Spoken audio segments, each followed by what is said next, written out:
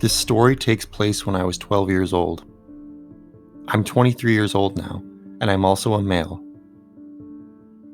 I lived in Burlington, Vermont at the time, and it was the middle of December. Where I lived, it was pretty normal to get an ungodly amount of snow every winter, and this day was no exception.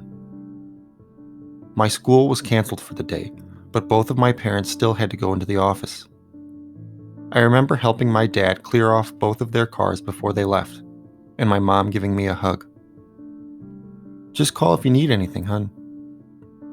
"I will," I responded. I went back inside and immediately got on my PlayStation. My friends and I were all playing some war game, I can't remember which. All of a sudden, I saw something move out of the corner of my eye. I looked around the room. There was nothing there.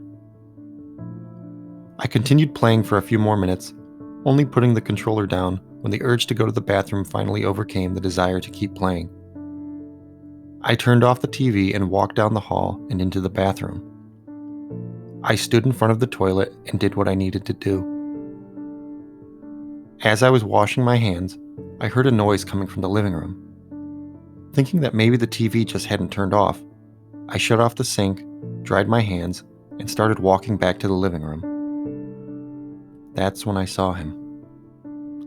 A man with long, filthy brown hair and a ripped white t-shirt was standing in my living room. His back was to me so he didn't see me. I quickly turned around and walked back into the bathroom because that was the only door with a lock. Had he seen me? What did he want? How did he even get in here?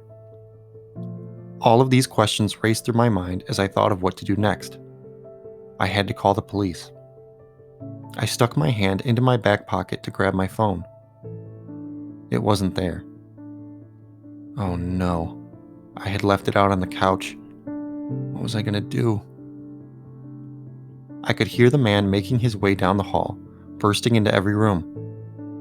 I started to rummage through the cabinet under the sink, looking for anything I could use to defend myself with. Maybe I could use a bottle of cleaner to spray in the intruder's face. Just then, the doorknob started to move. He was trying to get in.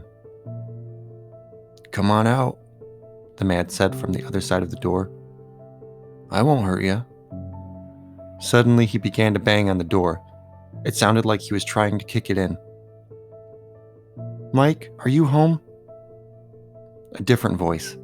A female voice. This was my neighbor speaking. Cheryl, she lived next door to me. "Help, I'm in here. Call the police, he's gonna kill me," I shouted. The banging on the door stopped and I could hear the man running. Then the sound of glass shattering. A few moments later, I could hear Cheryl's voice on the opposite side of the door. "I'm on the phone with the cops, sweetie. You can come out now, it's safe." I opened the door, and as Cheryl and I waited for the cops to show up, she told me what had happened. "Your mom called me earlier and told me you'd be home alone today. She asked if I could come over and check on you. I was doing the dishes and noticed a man walking outside of your house. That's when I decided to come over here to see if everything was all right. When I got here, your front door was left open a few inches. That's how I knew something was wrong." I stood there in shock upon hearing this.